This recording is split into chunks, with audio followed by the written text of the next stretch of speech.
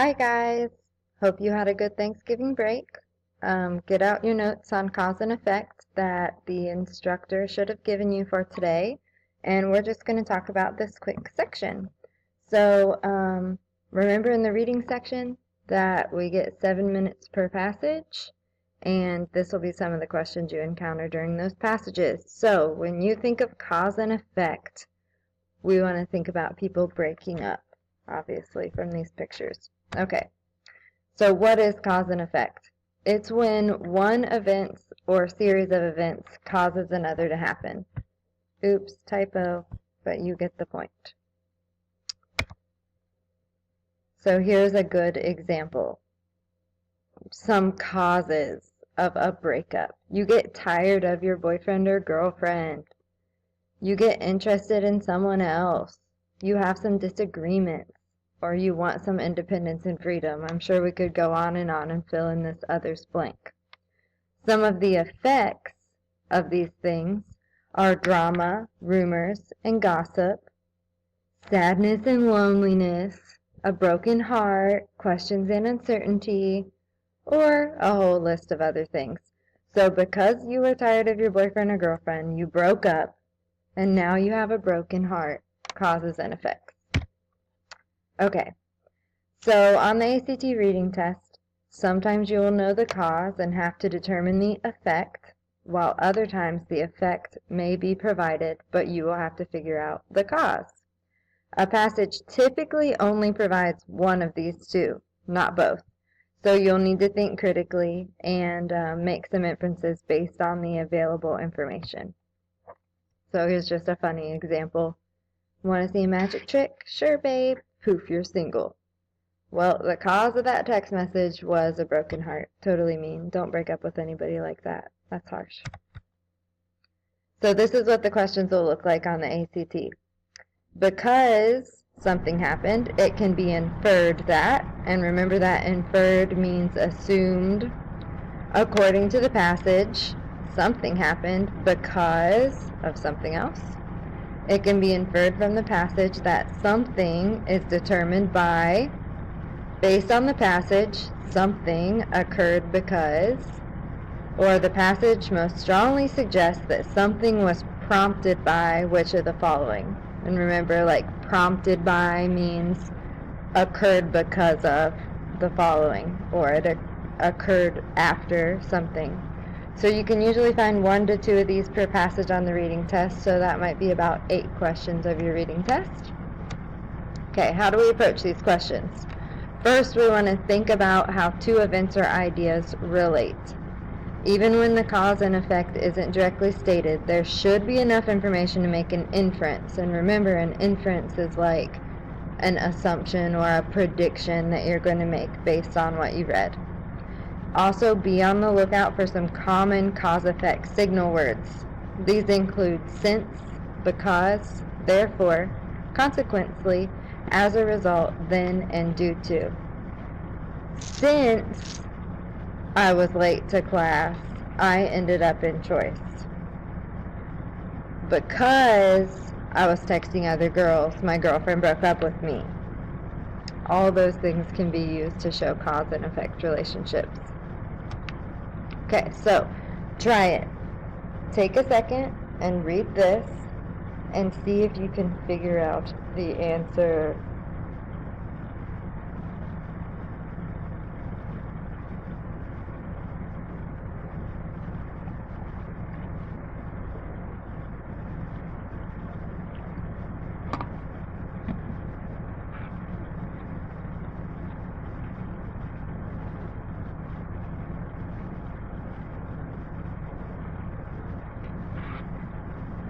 Okay. On the basis of the information in the passage, public schools should receive more funding in order to. Let's go back and read the passage and see what it says. Funding for public schools needs to be increased drastically. Because so many public schools are underfunded, dropout rates are significantly too high in some districts. Additionally, college attendance rates are very low in these underfunded districts. Another benefit that increased funding would provide is that better funded schools would lead to more students pursuing higher education. And countries that have more educated populations tend to have more innovative and powerful economies. So, based on that information, why should schools receive more funding? In order to raise taxes, in order to foster an academic spirit among students, in order to lead to a stronger and more skilled economy, or in order to create a better learning environment in public schools. So let's look at the very last sentence. Countries that have more educated populations tend to have more innovative and powerful economies. Which of these relates to that last sentence? C. It's going to lead to a stronger and more skilled economy. These other two things might happen, but they're going to lead to C. So that was our kind of main outcome of that cause and effect situation. Okay, same article, different question. Give this one a shot.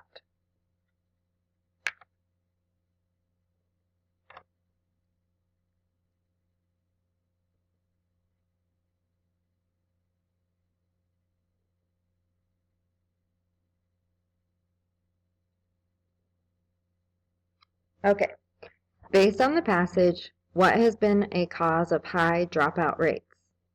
Let's go back and find dropout rates. Because so many public schools are underfunded, dropout rates are significantly too high. What caused dropout rates? Underfunded schools. Okay, let's look at our answer choices. A lack of educational motivation, inadequate funding in schools, poor teachers, or a stagnant economy. Well, underfunded is the same as saying inadequate funding. Inadequate means not enough, right? So it has to be B. All right, let's try this one. Take a second to read this article and answer the question.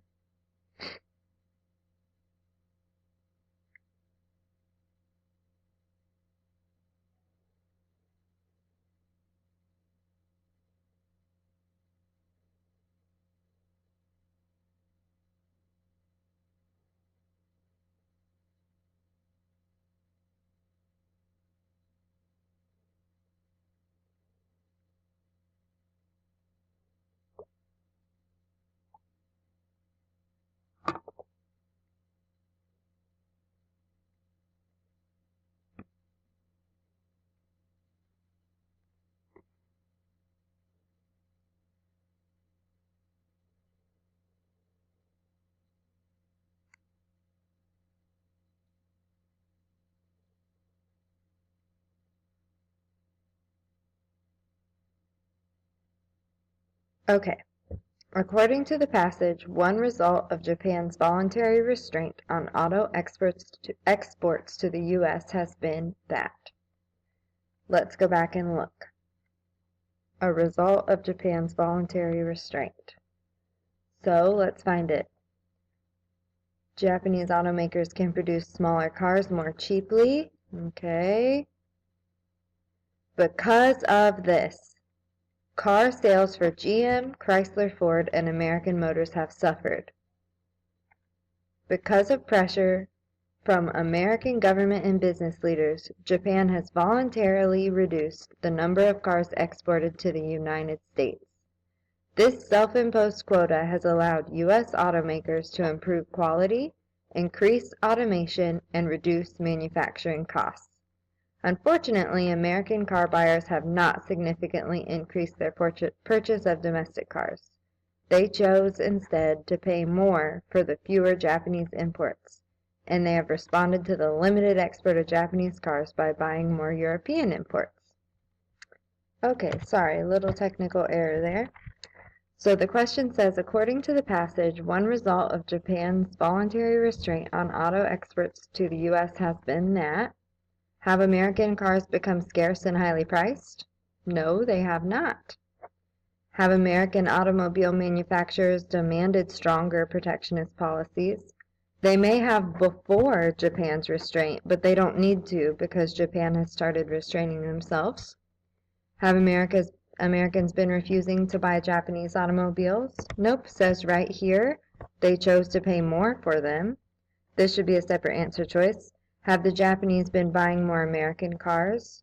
Nowhere in there did it talk about Japanese buying cars. It was about them selling it to Americans. Lastly, did American automakers become more competitive? Well, if they improved quality, increased automation, and reduced costs, they definitely became more competitive. So our best answer was B. All right, same article, different question. Take a second and try this one.